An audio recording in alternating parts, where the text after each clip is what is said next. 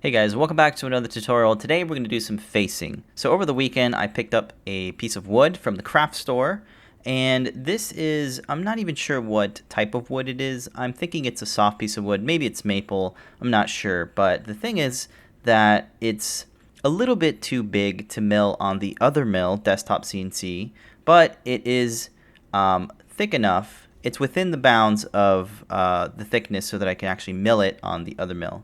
And it was from China. It had a little sticker that said it's from China, so I guess maybe it was grown and then shipped over here. So it's a little warped. So if I put this on the table, you can see that it's pretty warped. And this is what can happen with, obviously, with wood and other materials. Probably just wood, but one thing I want to do in this tutorial is to use Fusion 360 and the Othermill desktop CNC to face this and square it out, make it even on both edges so that I can actually use this in a project. So again, I picked this up from the art store. I'm not even sure what type of wood it is, but it's probably like maple or something. So to put it on the bed, I'm using this Nitto Tape, which is a high-strength double-sided tape. It's a Parcel Parmacel PO2 double-coated craft tape, and you can pick this stuff up from Amazon, and it's even on other machines' website here. So it's mainly for heavier CNC machining jobs. I've used it on metal, on aluminum. It says it works on brass, and it works pretty well with wood too. So that's what I'm using. And I really didn't use that much either. I just used 3 strips. So I just put it on the bottom face of the wood, and it's just like any other tape, but it's stronger and a little bit more durable. Now, the bed of the Othermill is actually this guy here. This is the spoiled board. It already comes with the Othermill. I have managed to not scratch mine up, so I'm doing pretty good. But you can optionally remove the spoiled board, add a different one, maybe out of wood or something. But this is really flat, and it's actually milled on the Othermill, so that's how they get it to be flat. And if something happens to it, if you scrunch it up or if you go too deep, you can always replace it. They have a replacement here for about $33, which is good to know. So now the key about this is, how do I get this actually on the bed? Since it is warped and it rocks back and forth, what's the best orientation to put it on the bed? So for me, I found that the best way to put this is where the most unlevel part, make it go on the lower left, because that's the origin of the Othermill. And if you look over to the right, and if I go back over here, you can see more that it is kind of going off the bed, and it's more flat and actually secured to the bed. So the double stick tape is actually sticking on the back of the machine here, of the spoiled board. So there is about 50% of it is secured, and the other 50% is like kind of lifted off the bed. But as long as it's pretty secure, the tape does a really fine job of keeping it in place. So that's how I have oriented. And again, I recommend doing it this way because when it starts milling, then you're actually going to see if it's going too deep or if it's not even going down further enough. So what I did then is I took some calipers, and then I measured the very top of that wood, and then I measured it going all the way to the bed. So how deep is that? That came out to be 26.5 millimeters, which is about an inch. 26.5 millimeters. Yeah, it's about 1.04333307 inches deep. So that's very important. So yeah. So in Fusion 360, what I did was I used the box primitive tool to model the stock of wood that I have. So it came out to be, the width of it was 3.5 inches, about 3.5 inches wide by 5.9 inches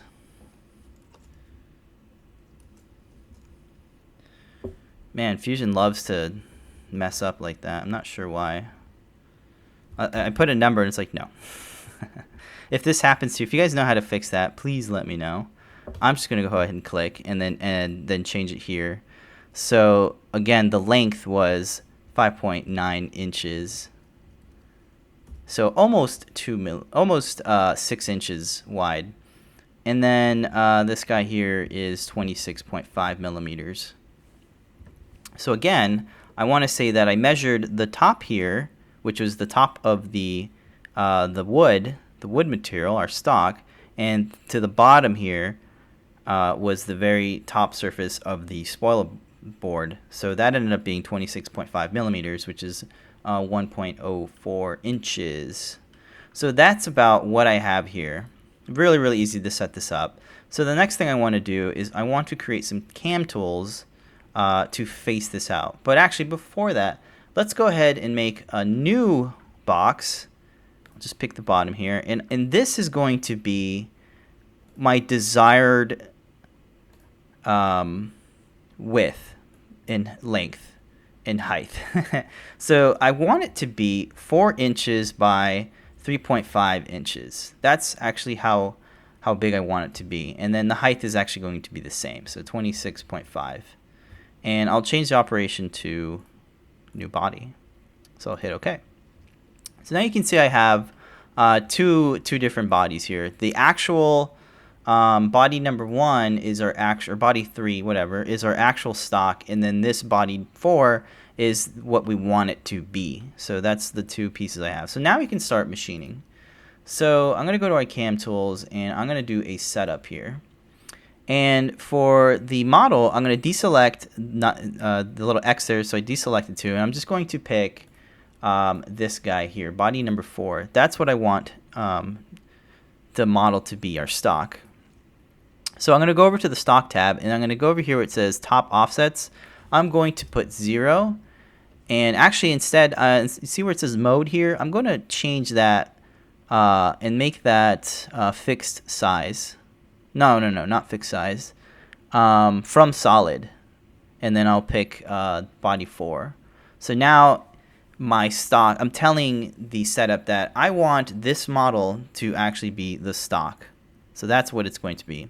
Next thing I'm going to do is I'm going to use the work coordinate system. I'm going to select a box point for the stock point here and pick this area here. So this is our origin now. And if you're using the Othermill desktop CNC, the origin is always the lower left corner. So that's why I selected that. So that's pretty much all we need to do to set up our stock. So I'm going to hit OK. Now the next thing I'm going to do is I'm going to go under 2D and I'm going to go to Face. Face produces a quick part facing to prepare raw stock for machining. A face operation removes all material from the top of the stock to the top of the model. Well, in this case, we're going to use it to just even out our top surface. So I'm going to click on that. And for the tool, I'm going to select the biggest tool that I have. The bigger the tool you have, the better. And that happens to be my 1/8 of an inch flat end mill. All right, so that's what I'm going to pick. I'll hit OK.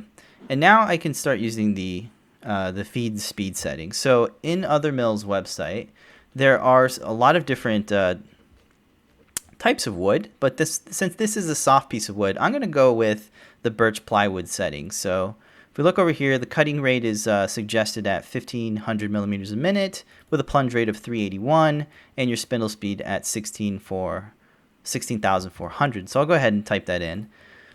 I'll actually leave the spindle speed here for default just to be a little bit faster. That's fine. And the cutting rate, I'll crank it up to 1500 and the plunge rate will be 381. That's pretty much all the speed feeds I need to change. Next thing is geometry. Where do you want to cut? Well, there's nothing selected yet.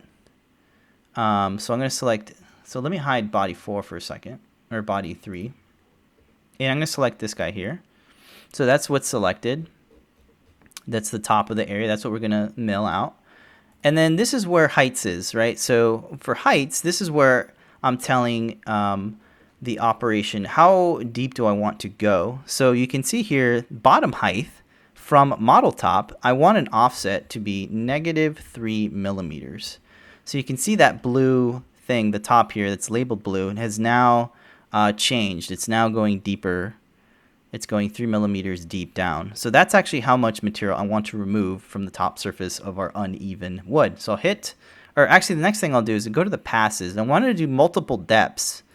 And what I want to do is I want to have a step down of 1/2 of a millimeter. And if I look at the recommended speeds here, it says max pass depth of 1.27 millimeters. So that's kind of deep for me, and I'm going to be pretty conservative, play it safe, and do 1/2 of a millimeter. So I'm going to hit OK. So now we'll get some tool paths that'll get generated here.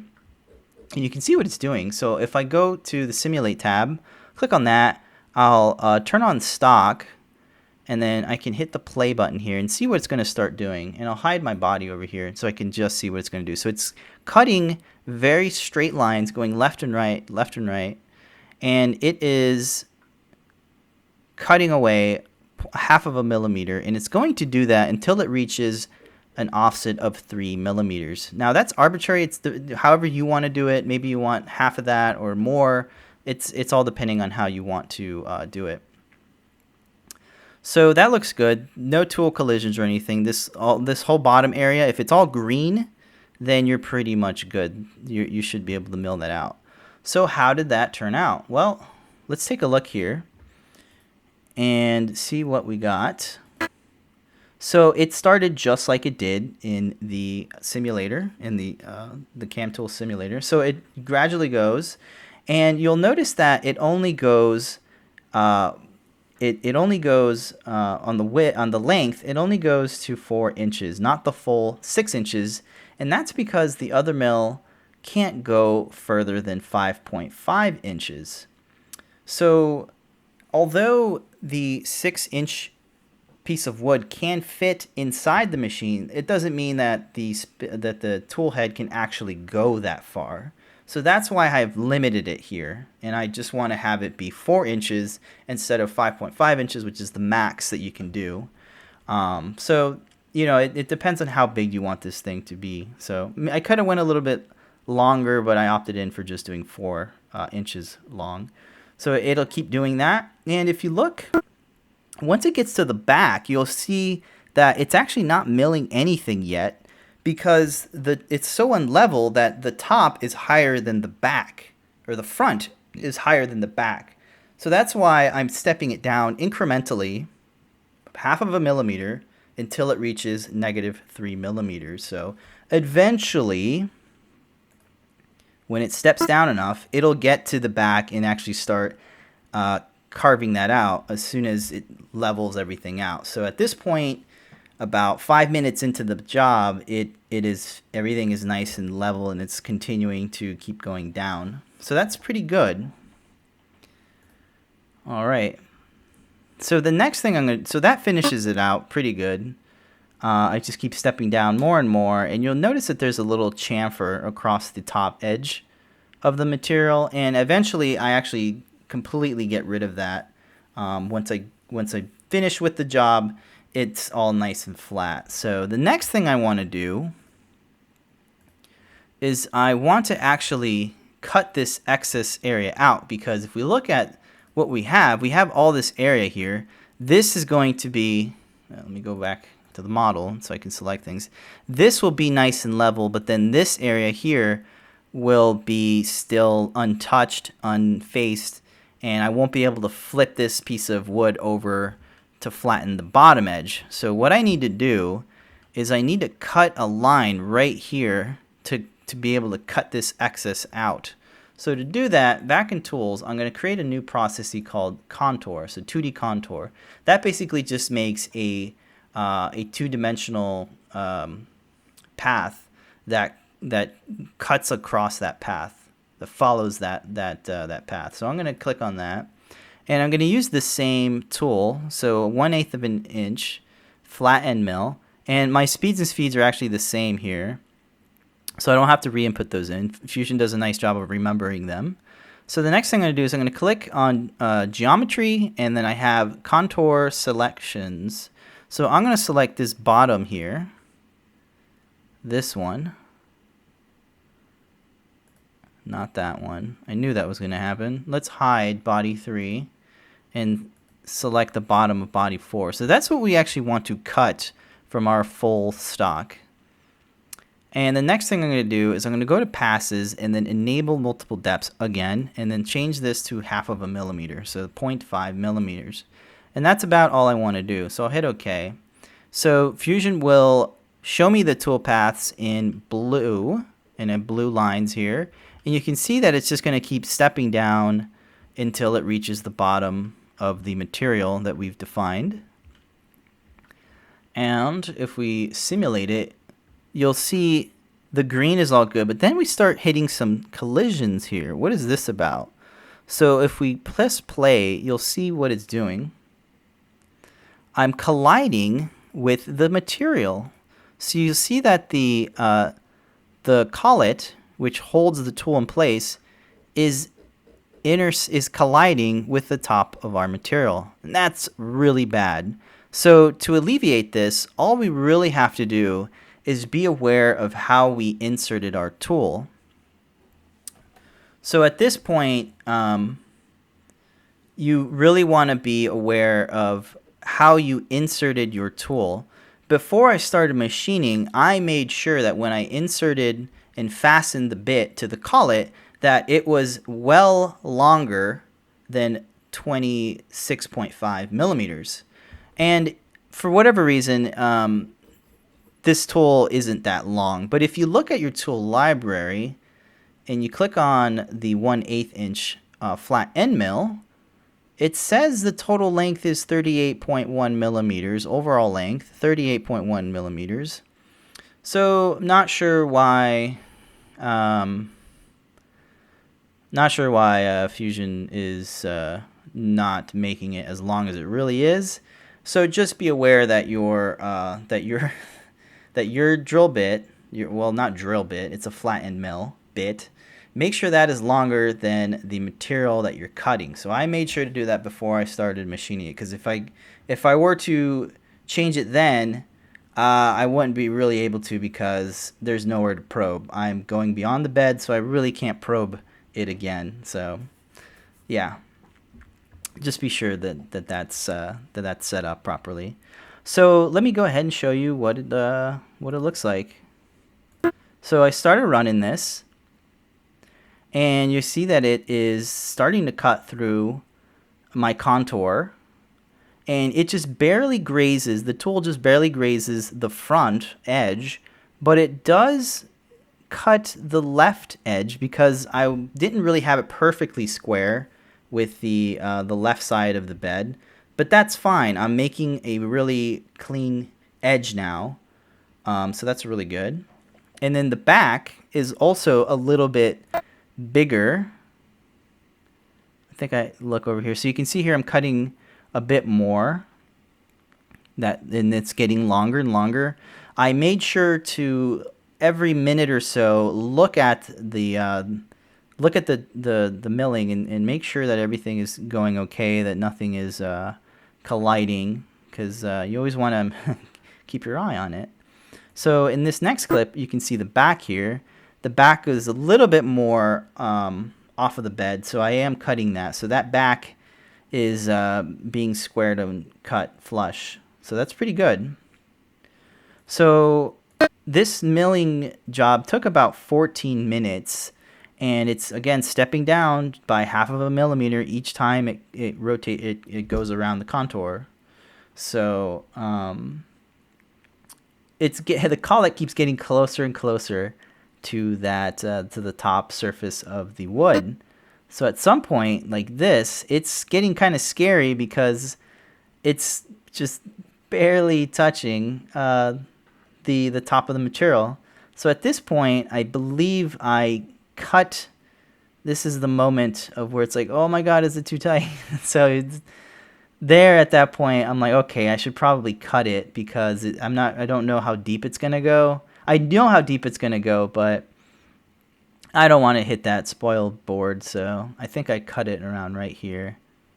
So right here, I start seeing the metal, and I'm like, okay, I think it's time to hit pause. So here's what it looks like. Yep, I can see the bed, and there's just a tiny bit of wood left, but that's okay. At this point, I take it off from the bed. I stop the tool. You can see there's a lot of chip. Obviously, there's a lot of chip because we faced the top and we did quite a bit of a deep cut. So we want to clean this stuff up. I don't have a shot of cleaning it up, but you can imagine did a nice deep cleaning with the vacuum. So here's the piece of wood or piece of stock that's removed from the bed. I just pulled it off with my hands. It was a little bit hard, but hey, it's really strong tape. So here's that excess area, and you can now see that it's a little bit thinner, and I can just break this with my hands and just kind of, remove it like that. So now I have this really clean cut and a really flat top surface of the wood.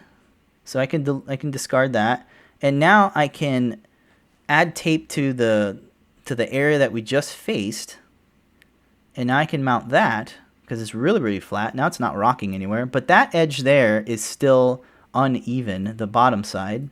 So right there, you can see I have now mounted it back onto the plate. Nice and clean cut there, and it's nice and flush now, nice and leveled. But the top surface is still uneven. And you can look at the back here. You can see it on all four sides. It is touching that bed. And I used 3 pieces. So look at how warped that is. So what I'm going to do is I'm actually going to use the exact same G-code. And all I changed was an other plan. I changed the thickness to 0.925 inches because that is our new thickness. So I measured every corner of the material, and I took the thickest portion of it and inputted that in, and that happened to be 0.9 inches.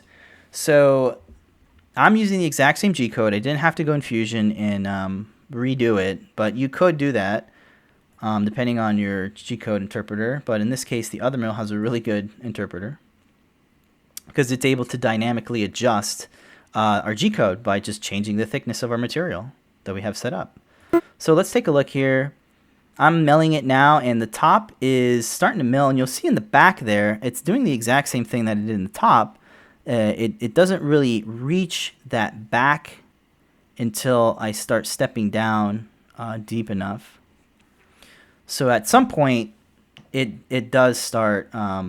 it catches up with the back and levels itself out.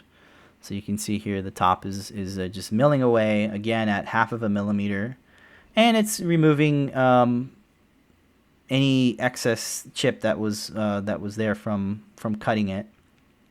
So that's going pretty good. Again, this took about 10 to 13 minutes, give or take, and at some point it finally gets leveled with the back. The back gets leveled with the front, and everything gets squared away and faced. So that's pretty much it. Again, I'm using the exact same G-code for the top and the bottom. I just updated the thickness of the material, and that's pretty much it. Now that's pretty much done there. Now I have a really nice and even top and bottom, and I have plenty of area to probe there. You can see my bed is bigger than the material, and that's pretty good. So here's what I'm left with. A really nice squared piece of stock, ready to use for a new project. I'm probably going to make an enclosure of some sort out of this thing. Really satisfying to be able to do this without any external tools. I did everything with the Othermill and just one tool bit and just 2 G-codes. One to do the facing and another one to do the contour. So now I can put it on the bed, and each side is nice and flat. That's pretty much it, guys. I really hope this helps you guys. Prepare your raw stock for machining. That's about it for this one, guys. Let me know what you guys think. If you guys have any tips or anything like that, I'd love to hear about them. But that's all I got for you guys in this one. Hopefully we'll do some more CNC related tutorials. But until next time, folks, I'll see you guys later. Bye, everybody.